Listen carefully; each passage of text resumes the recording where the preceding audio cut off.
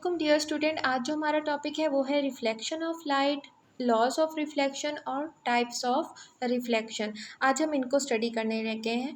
Reflection का basically मतलब होता है किसी चीज़ के साथ टकरा कर वापस रिफ्लेक्ट हो जाना, यानी कि जब एक लाइट जो है वो एक मीडियम पे गिरती है और वहाँ से एक सर्टेन एंगल पे रिफ्लेक्ट होकर दूसरी जगह पे डाइवर्ट हो जाती है, तो वो कहलाता है आपका रिफ्लेक्शन।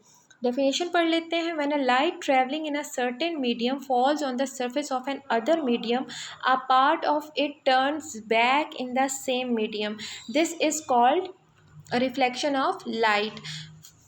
अब अगर इसे हम डायग्राम के थ्रू देखें, डायग्राम के थ्रू हम इसे इलेस्ट्रेट कर लेते हैं कि ये एक इंसिडेंट रे है जो कि एक मीडियम पे फॉल कर रही है और उसी एंगल पे ये डाइवर्ट हो रही है। यहाँ पर जो एंगल बनेगा वो आपका एंगल ऑफ इंसिडेंस होगा और यहाँ जो एंगल बनेगा वो आपका एंगल ऑफ रिफ्रैक्शन होगा। यहाँ नीचे उन्होंने जो मीडियम लिया है वो क्या है, आपका मिरर है। व्हेन अ रे of light from air along the path AO falls on a plane mirror M, it is reflected along the path OB. ये आपकी OA रे है, ये एक प्लेन मिरर पे गिरी है और रिफ्लेक्ट हो गई है OB की तरफ। द रे OA is called the incident ray while the ray OB is called the reflected ray. ठीक है।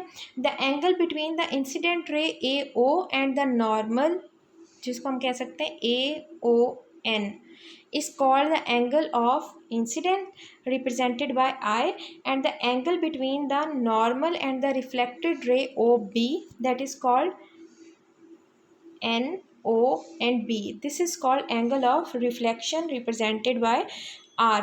अब आ जाता है जी लॉज ऑफ रिफ्लेक्शन के बारे में। लॉज ऑफ रिफ्लेक्शन क्या होते हैं? The incident ray, the normal and the reflected ray at a point of incidence all lie in the same place. ठीक है जी।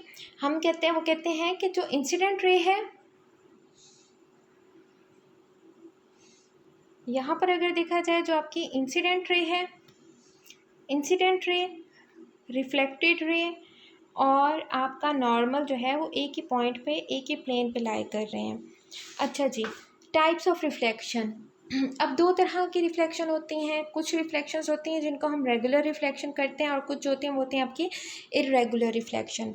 रेगुलर रिफ्लेक्शन और इरेगुलर रिफ्लेक्शन में जो डिफरेंस है वो ये है कि सपोज करें जो आपका सरफेस है वो बहुत ही ज़्यादा स्मूथ है, यहाँ पे कोई भी सरफेस है वो क्या है, बहुत स्मूथ है। ठीक है, उस पर जो अब रेज़ गिरेंगी, जिस तरह से वो गिर रही हैं उसी तरह से वो क्या हो जाएंगी, रिफ्लेक्ट हो जाएंगी। वो तो कहलाता है आपका रेगुलर रिफ्लेक्शन। और अगर आपकी कोई सरफेस है उस पर वो स्मूथ होने के बजाय उस पर बम्प्स एंड पिट्स हैं, अब कहीं कुछ रेज़ यहाँ पे रिफ्लेक्ट होंगी, कुछ यहाँ पे होंगी, कुछ यहाँ पे होंगी, तो उनका एंगल ऑफ जो रिफ्लेक्शन है वो भी क्या बनेगा, डिफरेंट बनेगा, जिसकी वजह से उसको हम कहते हैं वो आपकी क्या है, इर्रेगुलर रिफ्लेक्शन है। ठीक है जी। अब आ जाता है जी स्फेरिकल मिरर्स। स्फेरिकल मिरर्स क्या होते हैं? ऐसे मिरर्स जिनकी एक साइड जो होती है वो, जिनकी साइड जो होती है एक साइड पॉलिश्ड होती है और रिफ्लेक्टिंग होती है, यानी कि उसके ऊपर जैसे ही कोई लाइट पड़े वो अपने आप को रिफ्लेक्ट करे, ऐसे मिरर्स को हम बोलते हैं, वो आपके कहलाते हैं स्फेरिकल मिरर्स। बीच में से इसे हॉलो स्फीयर कहा गया है, यानी कि ये बीच में से गैप होता है, हॉलो होते हैं, they are made up of glass और प्लास्टिक, ऐसी ट्रांसपेरेंट प्लास्टिक जो बिल्कुल ग्लास की तरह दिखती है, तो उन मिरर्स को हम बोलते हैं वो क्या है, आपके स्फेरिकल मिरर्स हैं। इन spherical mirrors one of the two curved surface is coated with the thin layer of silver followed by the coating of red lead paint, oxide paint. Spherical mirrors में क्या होता है कि उस एक जो साइड होती है ना, एक साइड स्फेरिकल मिरर में वो बिल्कुल जो होती है वो होती है मिरर जो होता है सिल्वर कलर का पेंट हुआ हुआ होता है, वो कोट हुआ हुआ होता है किसके साथ, रेड लेड ऑक्साइड के साथ।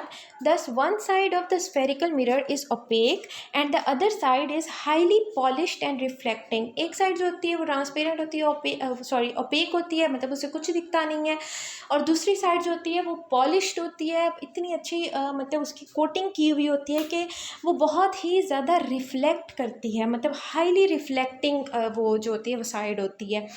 तो depending upon the nature of the reflecting surface there are two types of mirrors, दो टाइप्स ऑफ मिरर्स हैं। अब कौन कौन से हैं? एक आता है कनकेव मिरर और दूसरा क्या है आपका कन्वेक्स मिरर। कनकेव मिरर वो ये है कि जिसकी आउटसाइड जो होती है वो रिफ्लेक्टिंग है, और कन्वेक्स मिरर आपका वो होता है जिसकी इनसाइड जो होती है वो रिफ्लेक्टिंग होती है। सॉरी, कनकेव की इनसाइड रिफ्लेक्टिंग होती है और कन्वेक्स की आउटसाइड रिफ्लेक्टिंग होती है। ठीक है, ये आपके डायग्राम इधर जो है वो शो किए गए हैं। इनके बारे में इनसे कुछ टर्म्स हैं वो इनसे रिलेटेड जो टर्म्स हैं इंशाल्लाह वो हम अपने नेक्स्ट लेक्चर में पढ़ेंगे।